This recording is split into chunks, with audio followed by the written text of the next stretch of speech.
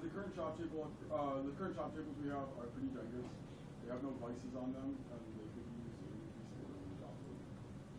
So I'd like to buy a few harbor freight vices, both from the side, and maybe put a new sheet of wood over the top. There's other ones in general.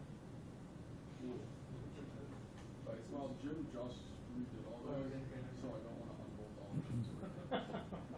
I thought you meant the tables. I thought it was like a joke because I thought you meant like the fucking No, Jim wobbly just general played. tables. The hair. You're gonna move that pool table over there, right? The pool table, I'm gonna put it up here actually. It's very small. I'm just waiting for 15 of my closest friends to help me carry it.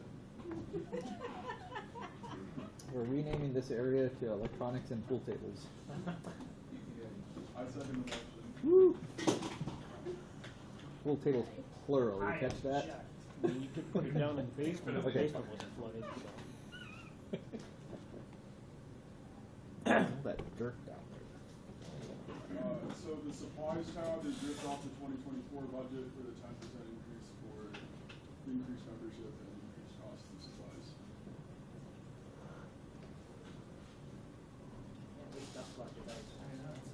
Yeah, they are.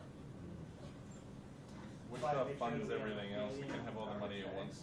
Yeah. Because we ran out for a little If bit. one and more, they started if I see using another those. person using a $5 dust collector bag for trash, lose my. Can we just like run a hose into the dumpster and just skip the bags? Let's put the whole dust collector on the roof, and then a lot of our problems go away. Well, Yeah. actually,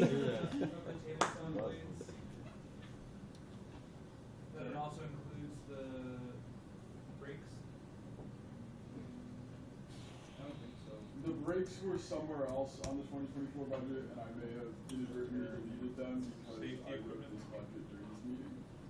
What's under repair and maintenance? Just curious side I mean, repair and maintenance, question. core tools, The brakes were included under core maintenance, under repair and maintenance, and I just collapsed all that to a single line. Do you have a decent feel for how much gets spent in wood shop? So right now we're at about $9,000 on the year against a $16,000 budget, but there are several, probably approximately $3,000 worth of stuff that I have on my shopping list that I've been trying to get Sam to purchase. So you anticipate 2025 being larger? No, 2025 budget I've cut down by 15% from the 2024 budget in the name of Spending. I would anticipate spending to probably be pretty on track at about $12,000 to $14,000 for the year. But I figure if anything major goes wrong, then it's just another road. Right now, what job is spending? Sure.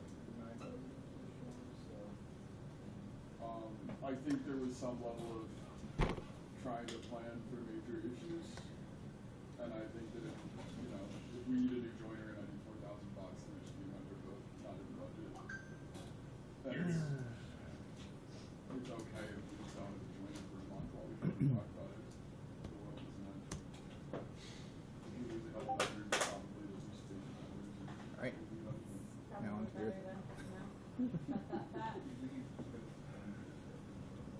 Then like, yeah, that's okay, no problem. That's not, I'm sorry.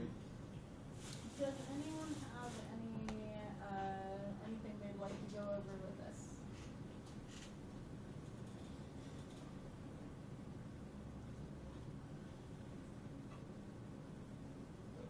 All right, moving on. My turn for punishment. when is it not? Alright, I think my budget might be a little higher than last year because of services increases and general increases. I spent quite a bit of time trying to identify where we can cut costs. We definitely have more services than we used to, but I tried to right-size certain things to where I could. The Veeam, we don't actually pay that. We only pay for 2/3 of that. I'm going to be exploring this year what we can do to possibly get rid of Veeam, but right now it is the best kind of one-touch solution for backing up all our stuff. For the rest of the stuff on the list, These are all pretty much critical services. I actually sat down with Jonathan recently and we walked through the whole budget. So while I would like to leave this untouched, we have plans to try and reduce our services costs next year where we can. For starters, backblaze, that's just, again, for unexpected costs. I think we might be able to cut about $100 or $200 off of that after sort of right-sizing our backups and just making sure we're not being too aggressive with those. We talked about possibly moving to 1Password. Maybe, if it's worth the money. I see you shaking your head, Joe. Do you like 1Password? Yep.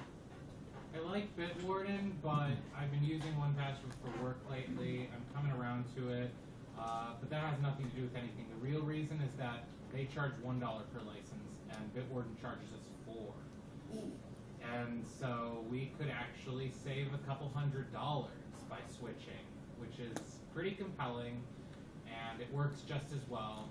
So we're going to look into doing that. We are thinking about getting rid of the unified cloud management. It's pretty expensive. It works, but it's pretty expensive, which kind of sucks.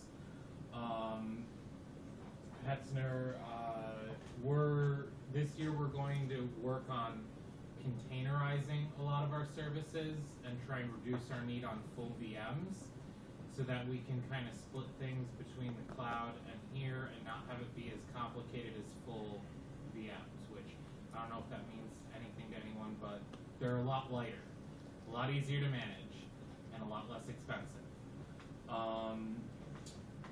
And then everything else is kind of like small potatoes, under $200. Wait, why do we have potatoes in the tech budget? Because I love them. I love them. I'm coming here later this week to cook a bunch, but it's for me, so don't. Every year it's high a potato cost. See if you can catch See it. if we can find the small That's potatoes. the reason there is an extremely detailed list that's so boring no one gets to like read or down so that they don't see the little potato listing. That would be way more funny than the random electronics machinery occasionally. So that's the services. We have $1,000 for emergency maintenance. We have $1,000 for supplies. Those have been consistent for the past, like, as long as I've been CTO. And then we only have two, I'd like to think, small equipment items under the first.